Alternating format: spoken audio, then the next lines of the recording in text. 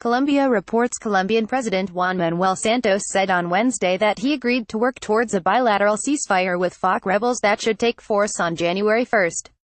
According to the president, the bilateral ceasefire would be like a Christmas and New Year's gift to Colombians. The FARC and the Santos administration have been negotiating an end to more than 50 years of conflict since November 2012, but have so far failed to agree to a formal bilateral ceasefire. To support the talks, the FARC is upholding a unilateral ceasefire while the military has reduced its military activity, targeting FARC units to virtually zero. After already having agreed to formally end the armed conflict before March 23 next year, Santos publicly let FARC leader Timochenko know that he is willing to agree to a bilateral ceasefire as requested by the rebels for years. Let's make the effort to, between now and December 31, we can for example finish point 5 on the peace talks agenda, end of conflict, and through that decree a bilateral and verifiable ceasefire starting January 1, said Santos.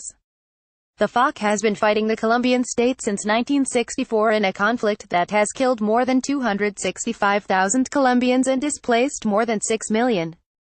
The peace talks that are close to celebrating their third anniversary have so far progressed without a bilateral ceasefire amid popular distrust that the guerrillas could use the absence of military pressure to regroup.